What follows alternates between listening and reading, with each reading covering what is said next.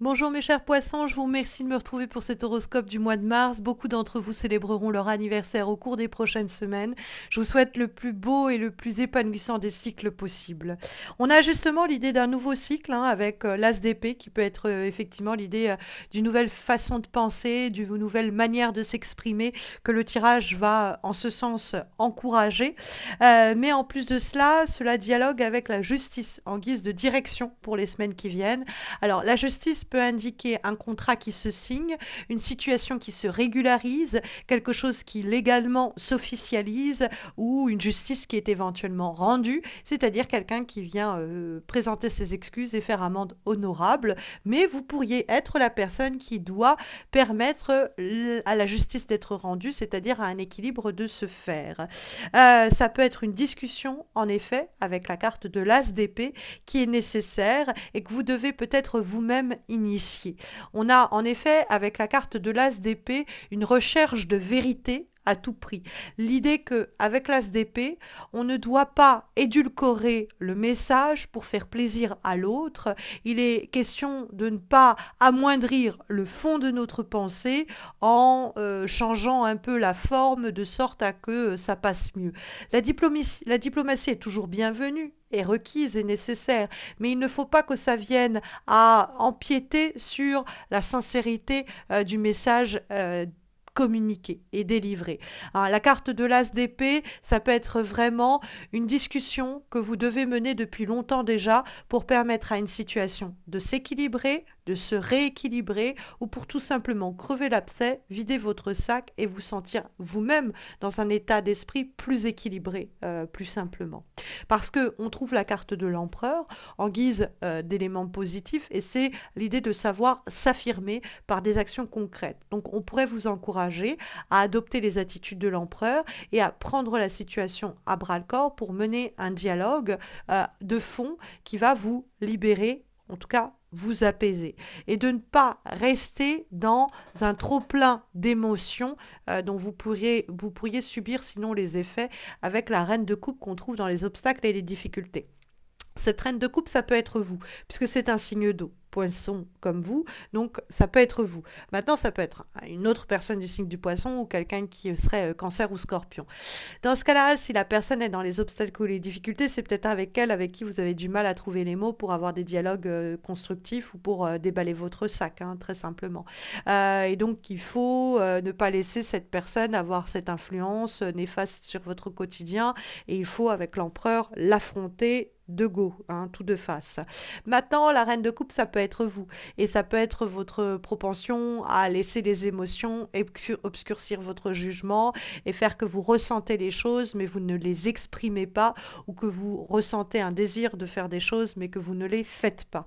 Hein, parce qu'on a la carte de la reine de coupe qui va dialoguer avec l'empereur. La reine de coupe, elle est là en train de se tâter, de se questionner, de scruter ses émotions. On nous met en garde contre une telle attitude, contre l'empereur qui est dans le faire, qui va être dans l'action, qui va permettre de structurer des situations, des relations, des projets par une force active dans le monde concret.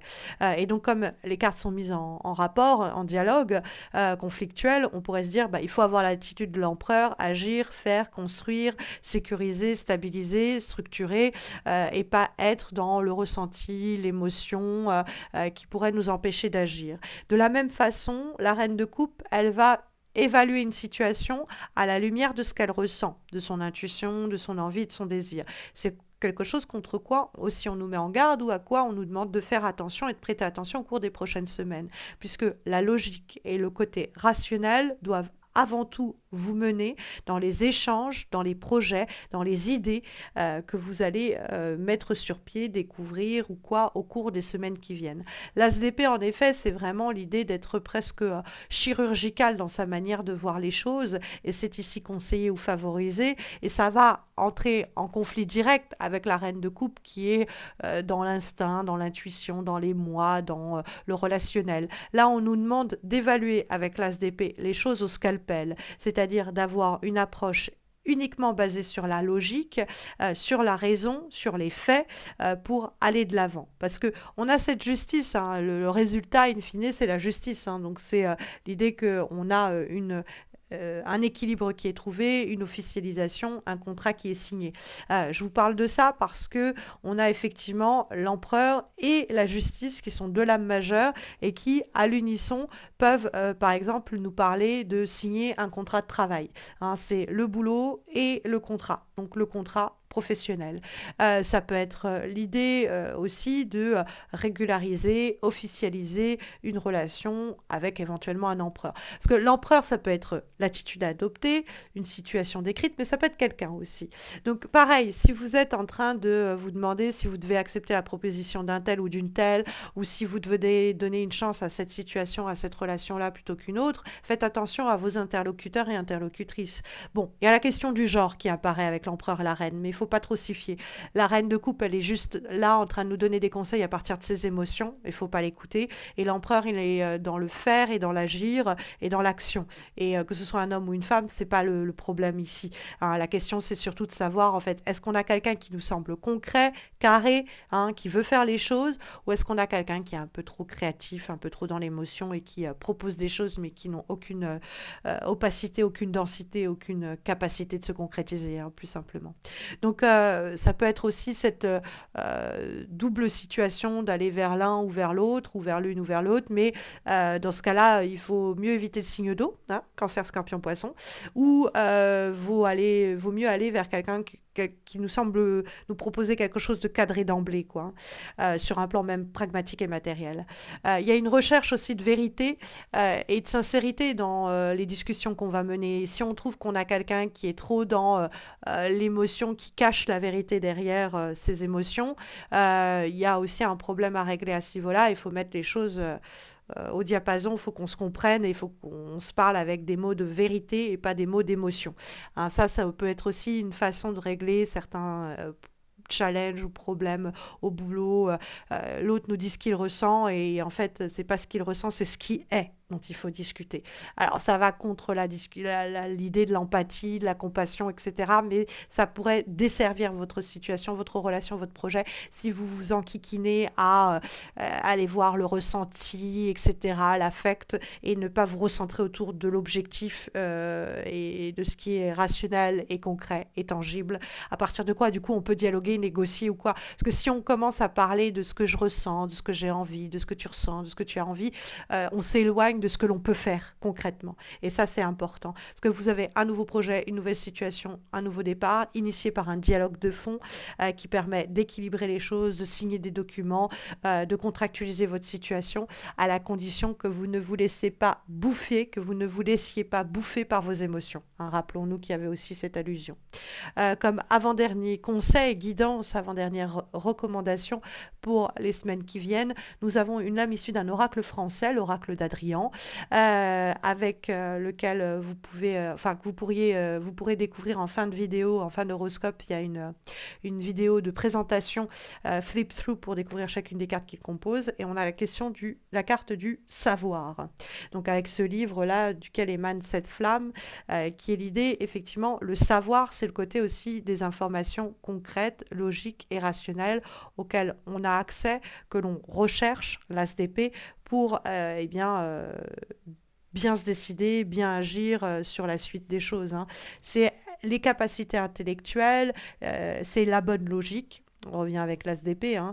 C'est l'idée de, parce qu'on est fort ou forte de nos expériences passées, bah, on va s'ouvrir plus facilement à autre chose, sur le plan amoureux pour les célibataires, à quelqu'un d'autre, hein, tout en gardant une part de mystère. Hein. Le but, c'est pas de tout dire, mais de dire ce qui est important, ce que l'on veut, ce que l'on recherche avec beaucoup de sincérité et de franchise. Le savoir, on le partage, on n'est pas uniquement en train de le recevoir, on va également le distribuer. Pour les personnes en couple, il y a l'idée d'évoluer dans une relation plus intellectuelle, avec le besoin de partager davantage, de vous enrichir de connaissances au sujet de votre partenaire.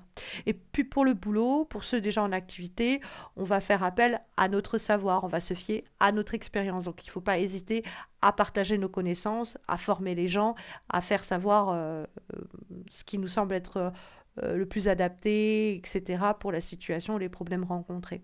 Pour les gens à leur compte, il y a des formalités administratives qui sont peut-être à prévoir. On a peut-être une formation soi-même à suivre. Mais il y a cette idée de réponse par la logique et le soin du détail apporté à cette logique. Et la logique qui apporte le soin du détail d'ailleurs dans l'autre sens également.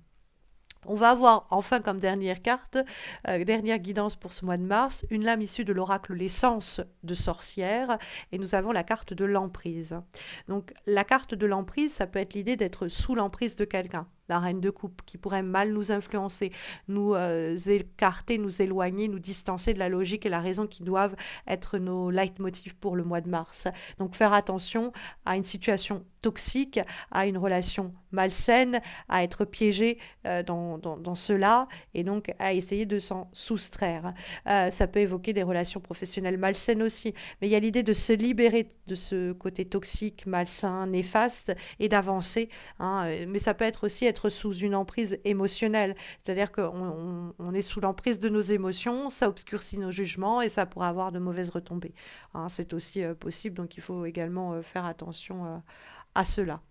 D'ailleurs, si vous avez des questions sur le plan affectif, sur le tirage qu'on vient de faire, n'hésitez pas à consulter les horoscopes mensuels, les horoscopes annuels amoureux que j'ai faits pour l'année 2024. Vous verrez leur playlist apparaître en suggestion à la fin de ces horoscopes dans quelques instants.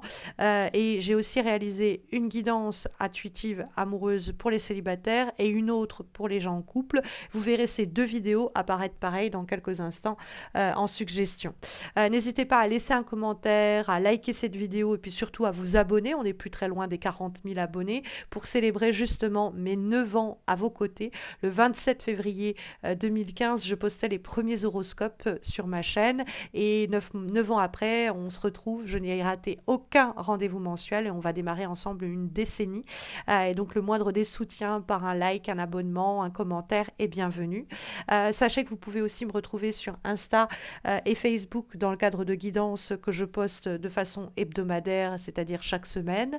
Vous avez les liens de mes réseaux sociaux en description de cette vidéo. Vous y trouverez également le lien vers mon site internet missmojorising.com par lequel vous pouvez passer pour commander un tirage personnalisé, une consultation en direct avec moi, vous former au tarot ou suivre même une thérapie psychomagique à mes côtés.